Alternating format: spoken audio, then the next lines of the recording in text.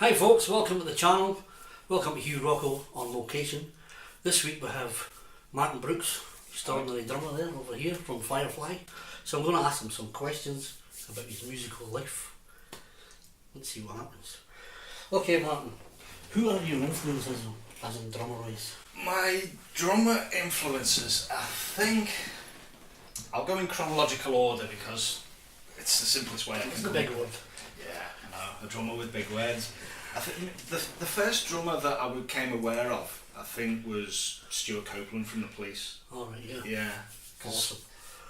That was the first band that I started to listen to away from my parents. It was, firstly, I enjoyed the music, and then I noticed the drumming, and I thought there's something about this drumming that makes me interested in it. It's not just boom tish, boom tish. No, so although I didn't realise at the time, that was what made me like drums. So over the years I enjoyed The Police, you know, listened to their music.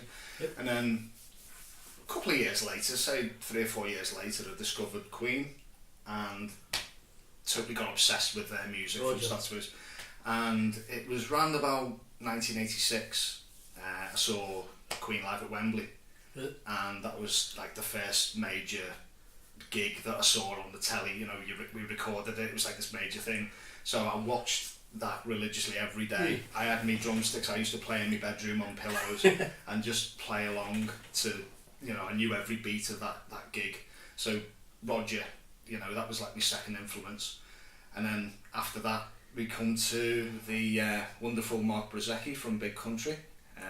Although he doesn't influence the way I play, he influences me in the way he approaches music, in as much as he can be flash when he needs to be, but he'll also play for the song when needs to be. And I just like his style. He's unique.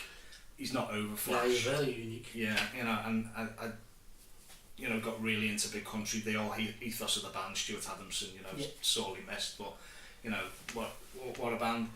So, you know, and then after that, this is a bit of a curveball, but one of my favourite bands, but certainly his playing style, is strangely Rick Allen from Def Leppard.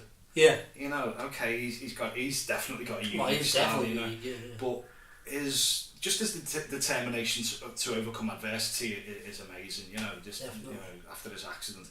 But the album Hysteria for me is drumming on that. Yeah, it's a great album. You know, there's not a bad song on it. Unless you wouldn't know he only had one arm, you know. It's just his style is, again, most of the drums that I like are play for the song rather than, you know, your virtuosos, and I get the way he plays. It's just it suits it. If I play anybody, it's probably more like him, I suppose, in a weird way. I don't know. Yeah. And then again, another one, Larry Mullen from U2. You know, another unique. It's quite the way he uses the snare. It's quite back and forward, and So I liked the U2. I liked their earlier stuff. The drumming on that, great. Must admit, I Will Follow and stuff. And really good. And it's really weird because some of the drummers you're mentioning, not a lot of people mention that. Yeah. The guy there, Mark Brookes. You know, everybody. They didn't get the recognition they should. That's it. Okay, you know, Larry Mullen, Rick Allen, big names. But as you say, Mark Brookes, you've probably got about 3 or 4 records in your collection that you don't even know that he's played on. Like the Love album by Cult. The Cult, you know, what a great album, and you know, Mark plays all the way through on that album. Well, it shows you how good he was, because he gets used for the Prince's Trust. Well, that's true. And you wouldn't have used on that if you're not worth your clout, I would say. Well, so anybody else? So that was 4, wasn't it? Up to date, maybe? Anybody up to date? Oh, let me have a little think. This has been a big edit. No, the Mark's not up to date or that, you know. But I mean, somebody now.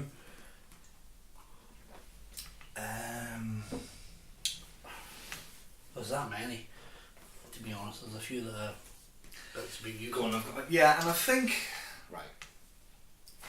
So yeah, my last one, number 5, I've got to say, and again, this snuck up on me really, because I wasn't a huge fan of the band, but they released an album last year called After Laughter, and it was, you know, it was very retro, very sort of 70s Blondie sort of style. But Zach Farrow from Paramore, is he plays on a 3-piece kit. He's got 2 cymbals, a snare, hi-hat, floor tom, but what he does with the kit, his polyrhythms, he's unique. And again, I don't particularly play like him, but I enjoy watching him. He's very animated as well. You know, he's got really has got a unique style, and I do enjoy watching that. So there's me 5, Hugh. Right.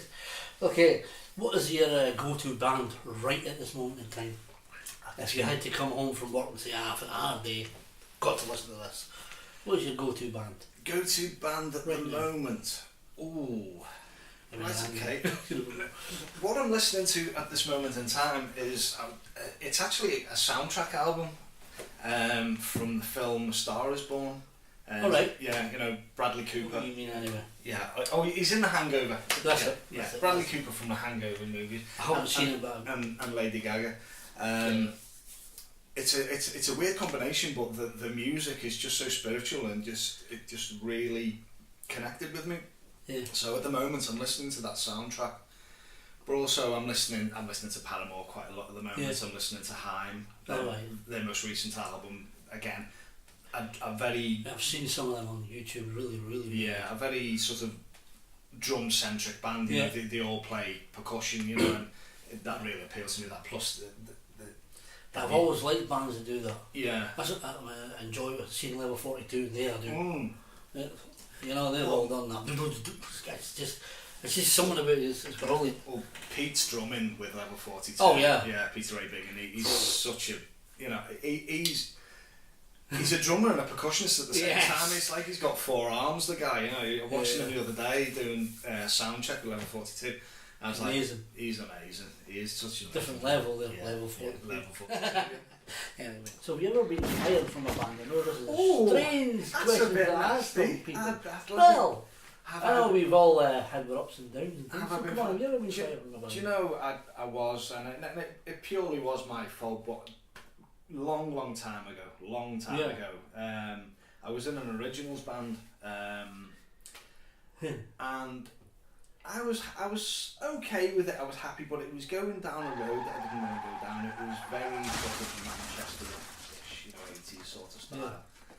And I was a bit of a rocker at the time, and I really enjoyed being in the band, but I didn't feel the vibe. And you know, if you're not feeling the vibe, you know, and I don't know whether this was subconscious or not, but I got the rehearsal day wrong, and next thing I was away somewhere, and I got a phone call. Where are you?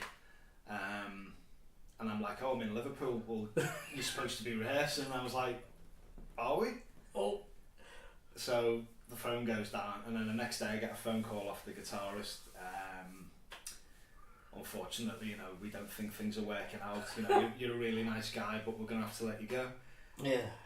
And I'm not good. That was the first and only time I've been fired from a band, and I was devastated. I'm not gonna lie, I was devastated. He's like, oh no. Yeah. Oh, yeah. I think we've all got stories like that someplace. Yeah. You know. Yeah, I won't name check the band, but I know that I'm friends with the guitarist. Oh, go on. Yeah, no, I'm not going to dish it there. We'll leave it there. They were nice guys. We'll move on. It was my fault, so you know, I'll hold my hand. Look at this, folks. I must tell you, you are seeing it right. Martin is drinking out of a turd cup. Yeah. Hopefully that's no... that was a bit of a turd question for him there, but never mind. That's no reflection on my performances, but you know. So, I believe you bought some new gear, so what gear do you prefer to use as a drummer? Well... What drum gear do you like? Sticks, everything, you tell me. Well, I'll start from the bottom and work up. My go-to drums since the first drum kit that I bought back in 1992 is Pearl. I've been with... I strayed away with one kit. I bought a Gretsch in about 2004. I remember seeing the red thing. Like a wine coloured one. It was a Catalina. It was a mid to low range one, but it was a glorious kit. Yeah. But it just didn't have the punch. It didn't have the bite of the Pearl kits that I've been used to in the past. So yeah, I started off with the lowest of the low. I had a Pearl Forum kit. in piano black. Yeah. It was great. I just turned 18. Yeah. Went over to Rush Rest. Was like, right. That's before me coming to here that time. Yeah, I it was don't a remember that show. long time ago. Yeah. It was, and I've still got it. It's up in the attic. So I started off with Pearl, and that was through me influences from Mark Bozecki. You know, you know. I remember going to my first concert was Big Country. Yeah. So walked into Liverpool Empire and I saw his BLX kit. He was using his white Pearl BLX kit at the time, and I'd been used to Roger Taylor's Ludwigs and and latterly DW, but back in the day it was all.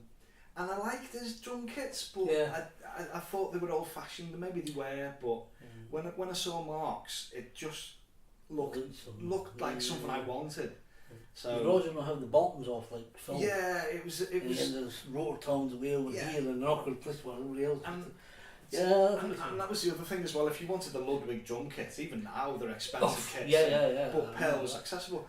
So I started off with them, and I've again I had that Gretsch for a while, but since then I've had about 5 or 6 Pearl kits, and at the moment I've just bought myself a Pearl Masters custom maple, which in Marine Sparkle, which I'm absolutely in love with. Yeah, I've seen that on your Facebook. See you put the photographs of that. Yeah. You can get to see it there because I'll grab a photograph up. Yeah, so it's Pearl all the way for me. Cymbals, I started off with Sabian, some really nasty. Well, that would surprise me. That would. Yeah, very first. I wouldn't think you'd be Sabian. Yeah, they did. Well, they came with the kit. It was like a package. All right. Yeah. So started off with them, and pretty early on, I knew they were. Even though I was still young, didn't know what I wanted, but I knew what I liked. If you know what I mean. I couldn't tell you which was a better cymbal, but I knew when I hit that it sounded awful. Right, yeah. Well, no, they were these Sabians were awful. Oh, right. Yeah.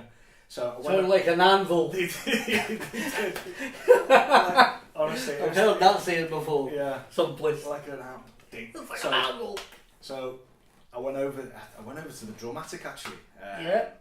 Which is now ADC drums.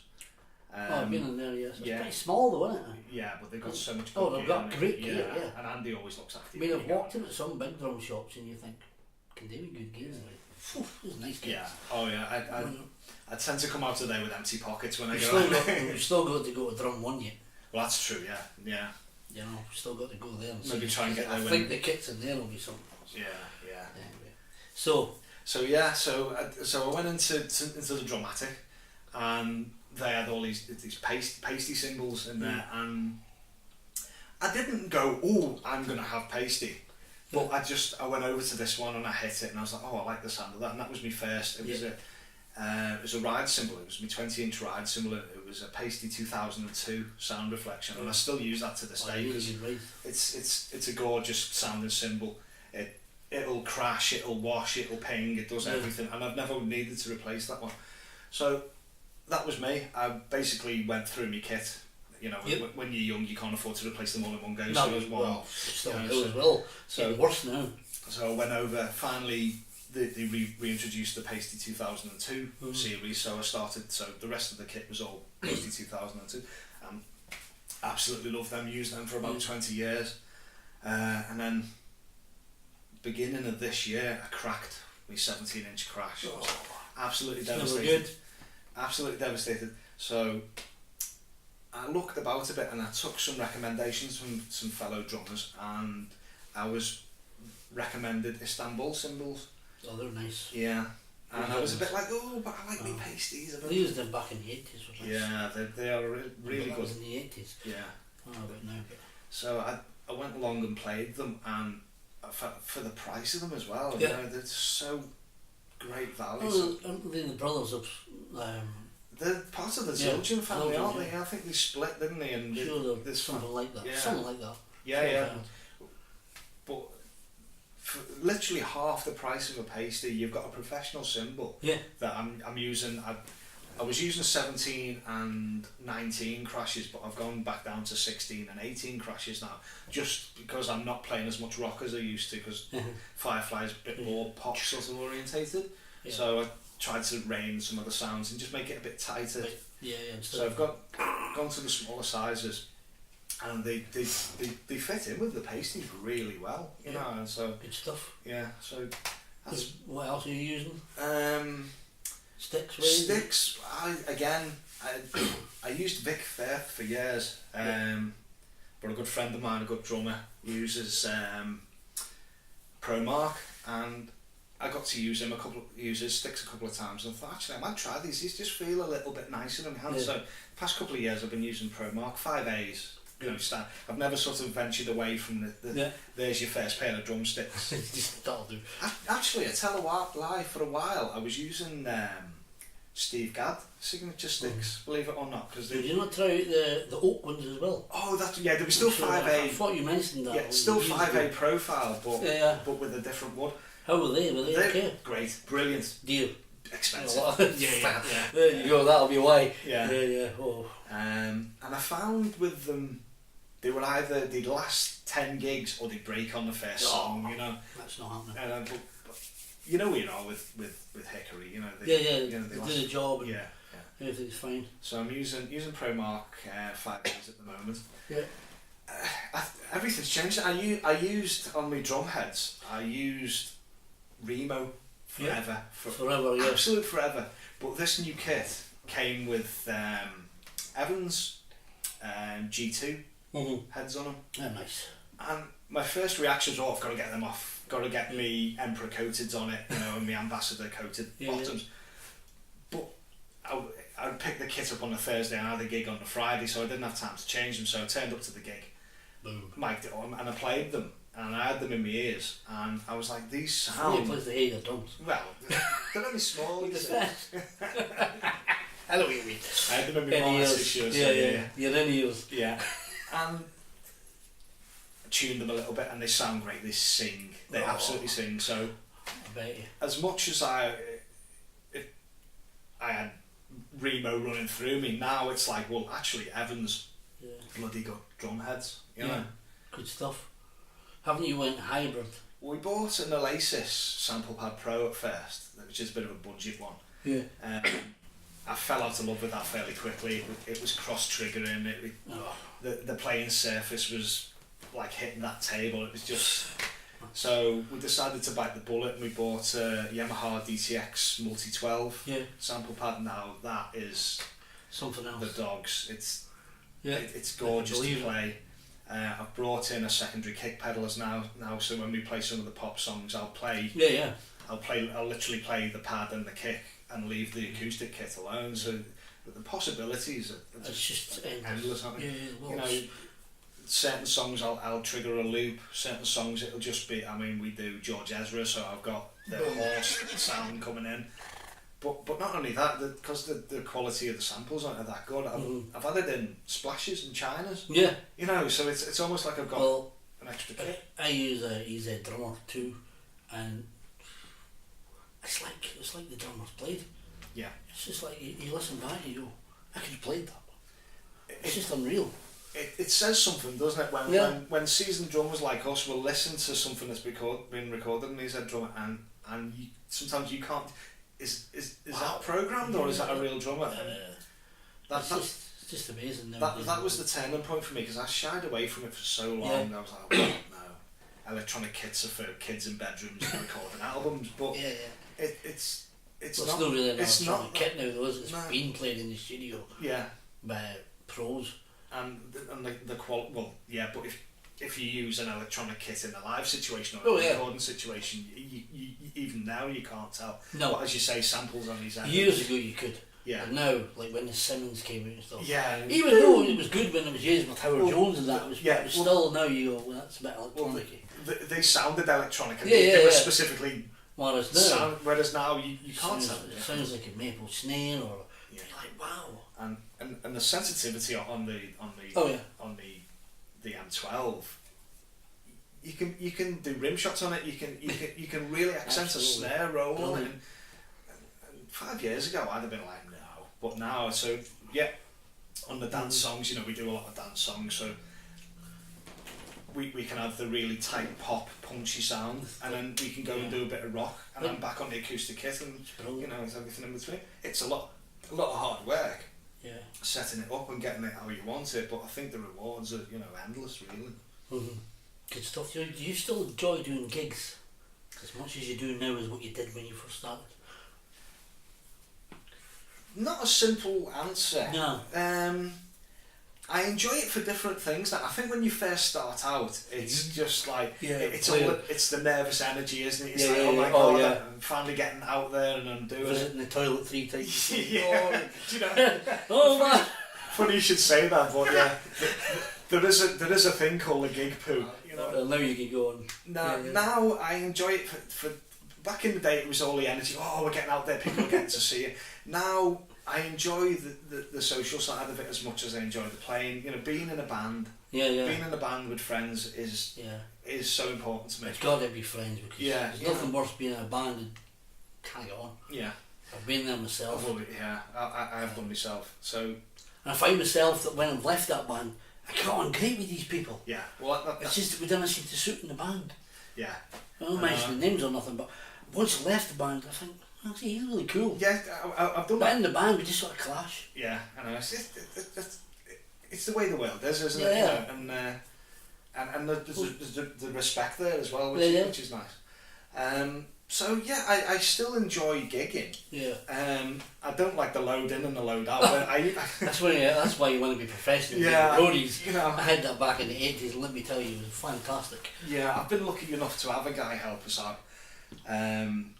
But we haven't got one at the moment. And, you know, we've got a PA that would fit Wembley, so it's like, you know.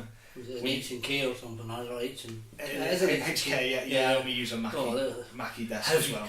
Yeah. They're the wheel in though, do they not? They're all wheel, they're all on wheels, but there's still the mixing desk and the amplifiers. We call it the Dalek because it's huge. It's about 4 foot off the ground and takes 3 of us to pick up to put in a van. So that side of it I don't enjoy, but that's part of gigging life. You can't have one without the other. No.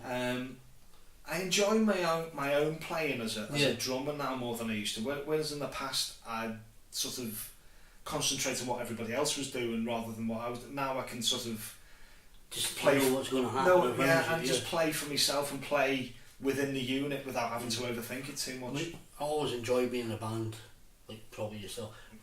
Everybody's switched on to each another, but you don't actually have to keep looking at each other. You just know. There's just like this subconscious. I mean, you do have to have the look now and again. Yeah, of course you. There's nothing worse than being in a band. You get a shoegazer. Nothing worse. No. And you try, it's coming and boom. Yeah. It's just terrible. Yeah. So you do. I do enjoy gigging. I don't think I'll ever give it up.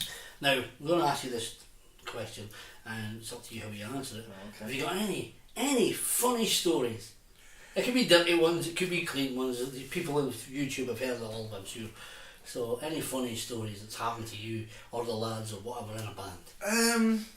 There's a few. Let me think of one. There was a band I was in quite a few years ago, a band called Cube. And I don't know what it was, but we used to attract what can only be described as naturists. Honestly, Hugh. Naturists. From the early days, it was going for a long time, the band, but from the early days right the way to the end. Were you playing Tom Jones songs or something? I don't know what. Honestly, people would just strip off in front of us. Yeah. You know, you're like, is this real? Is this happening? And one particular instance, we were playing a wedding. Really? A wedding? A wedding, and you know, proper, you know, the full shebang. You know, everybody dressed up to that. So we're, you know, the night's going well. All the speeches have been done. You know, they've toasted the first dance, and everything's going great. It's just a normal wedding. Brilliant.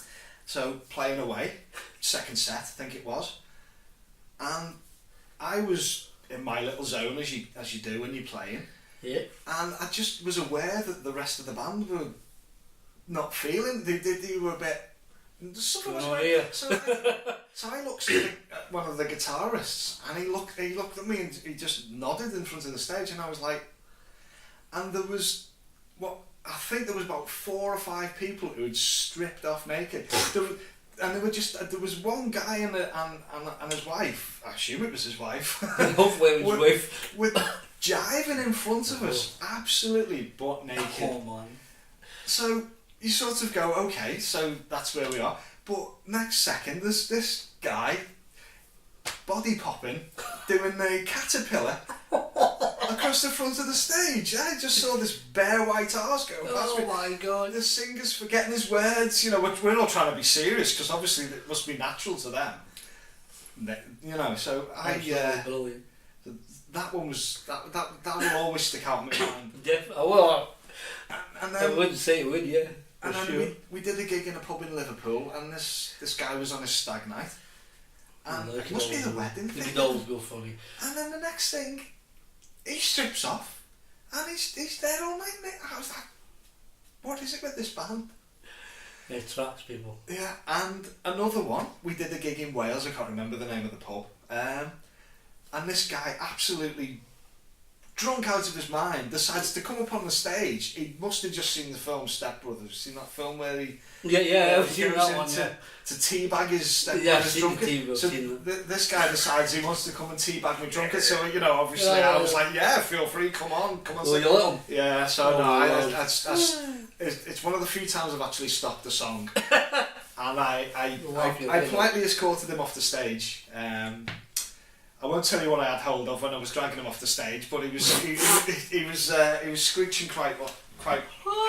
You know. So yeah, it was singing the Human Rhapsody. Yeah. Hiya. Yeah. So yes, yeah. I got you. Yeah, I'm sure there's more. There's probably a lot more. Yeah, you know. There's probably a lot more. But yeah, great stuff. What still inspires you to keep playing today? What inspires me to keep playing? I think it's... I'm going to add another question into that whole one. Oh, and careful. You have to tell me how you got the job in Firefly, how you managed, but you can answer the first bit. Oh, right, okay. Well, what inspires me to keep playing and keep me enthusiastic is... I suppose it's the way social media and the internet has evolved now, because you've got like YouTube, you've got things like Spotify, even Instagram, Facebook. Instagram's huge now. You know, everybody... I mean, you could do longer videos now. Exactly, yeah. So, and you get to see so much new music and so many different musicians, whereas before, if you heard it on the radio, you'd look them up, or you've seen it on Top of the Pops or something, or a friend lent you a tape or a CD or a record or whatever. Now, the world's your oyster, and I'm seeing so many different musicians that's making, oh, I like that. And you'll incorporate a little bit of their style into your playing, and it keeps you fresh. You don't stick to the same... I don't listen to one particular artist now. I'll put a playlist on, or I'll just see what's out there. And within 10 minutes I've found something that's made me go, oh, I like that. Well, I don't know about yourself, but I've always been someone that maybe you'll listen to an album. Like you say, there's some albums out there that every number is just fantastic. Some of them you go, oh, you might like one track. Even if you love the band, you might, so you're gonna make a playlist, which that's it. Which is better for you, because then that's it. I mean, people said the internet was going to kill music, but I don't think. I think it has, okay, royalties are down. People have to go out and that side is probably bad, but from the freedom of expression and places for artists to get their music listened to, and that's great. And I there's a new one as well now. I think it's called Disco Kid or something like that, and that's what happens is I think you pay $19.99 a month or something. I've seen Mary Spender going on about. Oh yeah. She's great. Oh, she's brilliant. And they pay you royalties, so you can do covers. Oh, right. So that's same as I think you can do video covers, because sometimes when you do video covers on YouTube, I've come across that myself. They'll give you a strike. Yeah, it's a copyright So infringement. this disco, is it Disco Kid or Disco, whatever it is, anyway, I've forgotten it. But seemingly that's a good thing. So that's another thing. Yeah, I'll check that out. You've got to pay that. Yeah. I think that's like that Vino or what it's called. Oh, Vivo. You got to pay for that. That's another thing. Yeah. How did I land the job at Firefly? Well, I've been friends with the bass player Steve for quite a few years. Yeah. He was in a band a long time ago called the Gypsies, and we were friends with them. Never saw him, but I remember all the they were a really good band. Just dress up and stuff. Yeah, they do like a pirate sort Yeah, of thing. Yeah. So I spoke to, again, Steve, the bass player. I'd known him for years. He's another huge, big country fan. So. Well, I never knew that. Yeah. All right. Is there any more out there? Yeah, there's one or two of us hiding in the woodwork. Yeah. I don't know why we're hiding. Yeah. Kev Donaldson had a safe house. He's a big country fan. Yeah. So yeah, I knew Steve. We used to chat now and again about music. And I got the phone call. It was about 2 years ago. I wasn't working at the time. I was in between bands. He said, "How do you fancy the seat with Firefly?" And I was like, "Well, when do we start?" You know, we went in, had a couple of auditions, and we all just got on. It just worked. It's probably because of the range of the music. I'd come from very much a rock background, very straight ahead rock sort of music, and with Firefly we do Pink, we do Think We're Alone Now by Tiffany, things like that. We do Insomnia by Faithless. Yeah. But equally we'll do Sweet Child of Mine, we'll do Highway to Hell.